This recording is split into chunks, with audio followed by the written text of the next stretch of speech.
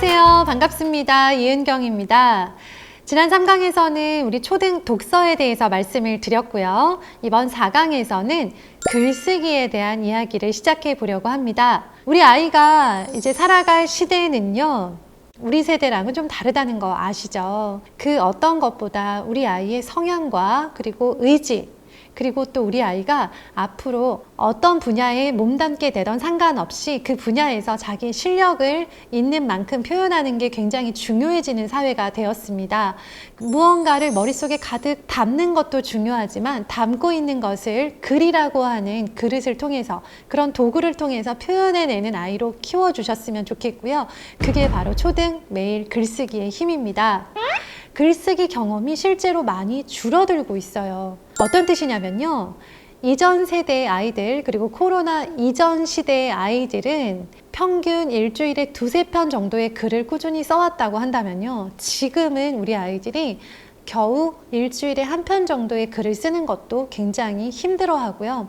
더구나 온라인 수업으로 인해서 등교가 축소되면서는 학교 안에서 아침 활동이나 우리 반의 특색 활동 등을 통해서 써볼 수 있는 기회들이 종종 있었던 것들이 많이 줄어들고 있어요.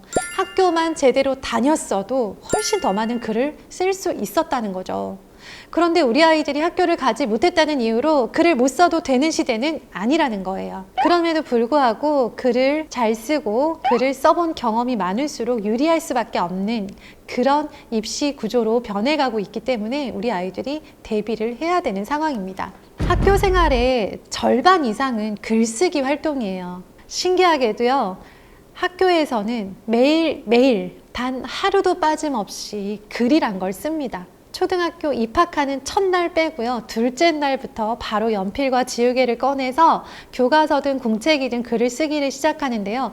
왜 이렇게 쓰기 활동이 많으냐면요, 교과서를 잠시 들여다보면 그 답이 풀립니다.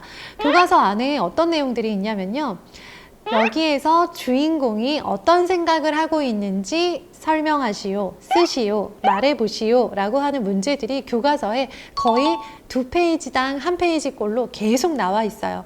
한 차시에 많은 지문들이 나와 있고, 또 국어뿐만이 아니라 여러 가지 모든 과목들에서 알고 있는가를 확인하는 문제들이 나오는데요. 그 문제들이 말로 표현을 하라고 하기보다는 글로 적으라고 하는 것들이 많습니다. 그래서요, 글 쓰는 게 힘들지 않은 아이, 즉 뭐 쓸 수도 있고 잘 쓰지는 않는데 그냥 뭐 써보지 뭐, 나 그렇게 글 쓰는 게 힘들지는 않아 라고 생각되는 아이일수록, 그럴수록 학교 안에서 시간마다 주어지는 쓰기 과제들이 크게 힘들지가 않아요.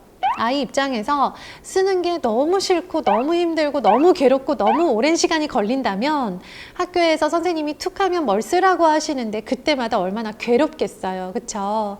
그래서 우리 아이들이요, 글 쓰는 게 별로 부담이 없어야 돼요. 잘 쓰지는 않는데 쓰긴 써야지, 뭐 쓰지 뭐, 후딱 뚝딱 써내는 그런 아이들이 되었으면 좋겠다는 거예요. 저는 아이가 공부를 잘하고 싶은 마음이 부모에게만 있는 줄 알았어요. 그런데 제가 초등학교에 근무하면서 얻었던 가장 큰 수학이 뭐냐면요, 우리 아이들 마음속에 잘하고 싶은 마음이 정말 많다는 거예요. 지금보다 더 잘하고 싶어 하고요, 1등도 해보고 싶어 하고 100점도 맞고 싶어 하고 친구보다 잘하고 싶기도 하고 작년보다 잘하고 싶기도 합니다.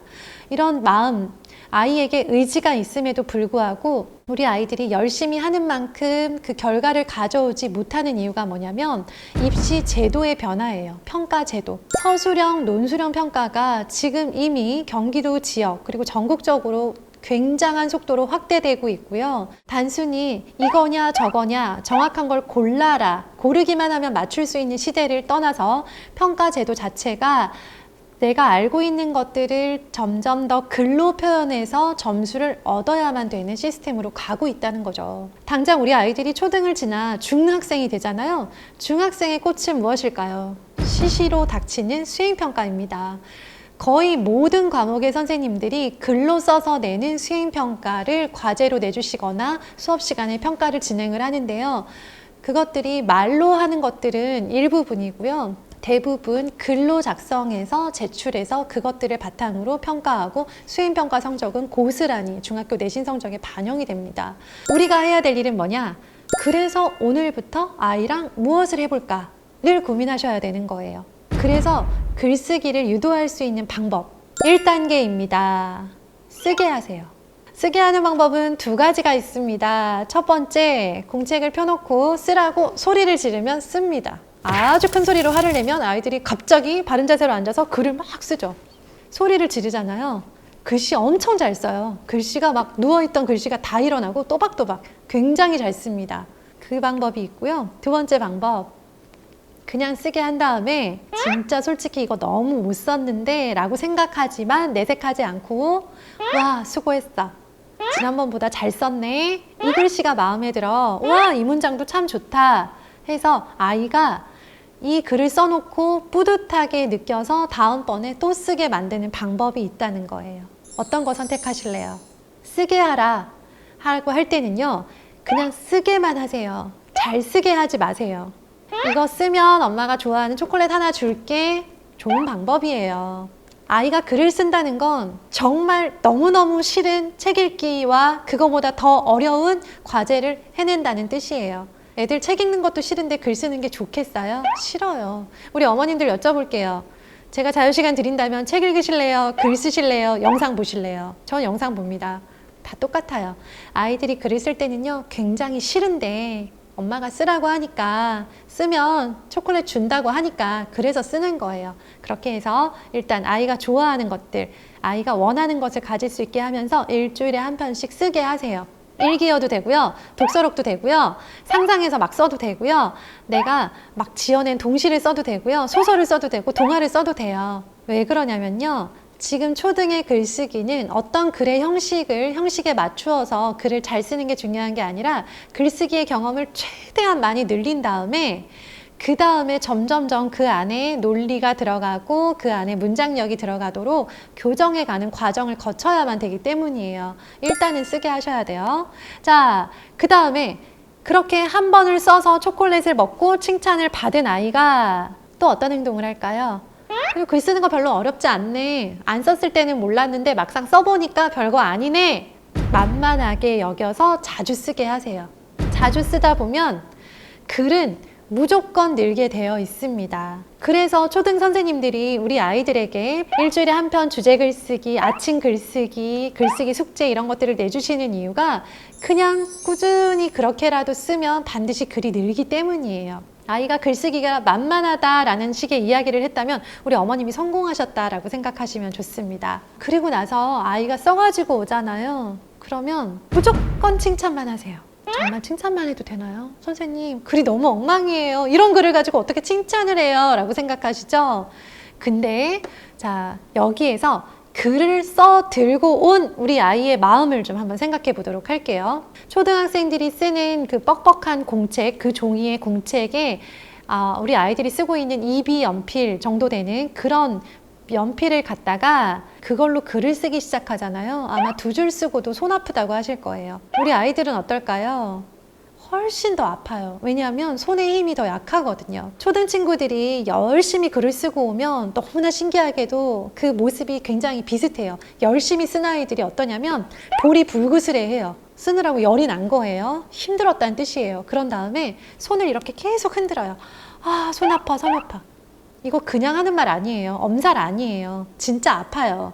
한쪽을 꾹꾹 눌러서 열심히 썼는데 손이 어떻게 안 아파요. 그렇게 아픈데 써갖고 왔어요. 왜 썼을까요?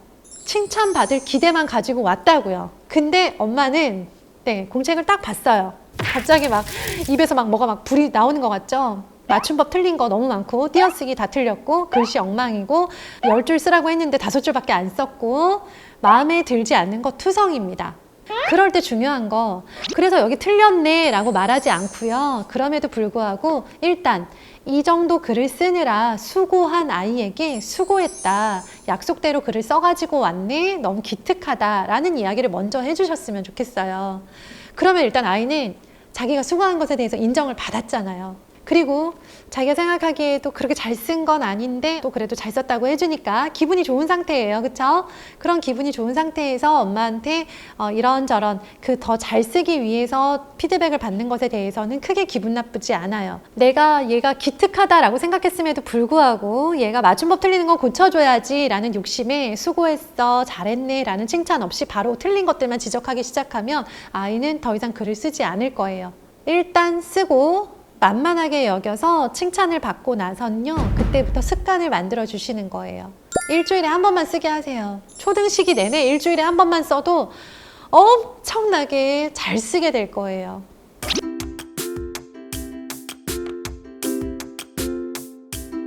마음에 꼭 새겨주셔야 될 것, 우리 부모님들께서 이렇게 들은 강의를 가정에서 하나씩 실천으로 옮기시는 거예요. 옮기셨을 때 아이의 반응에 따라서 우리 아이의 속도에 맞게 하나씩 그 다음 스텝을 밟아간다 라고 생각하시고요. 내가 기대했던 반응이 나오지 않는다 하더라도 실망하지 말고 꾸준하게 지속하시기만 한다면 초등에서는 우리 아이들 분명히 우리가 기대하는 것 이상의 그런 멋진 습관과 멋진 모습들 보여줄 거라고 믿습니다. 아이들 키우느라 고생하시는 많은 부모님들 진심으로 응원드립니다. 이렇게 좋은 기회 주셔서 감사합니다. 좋아요, 구독 부탁드립니다. 군포시 도서관 구독 많이 해주세요.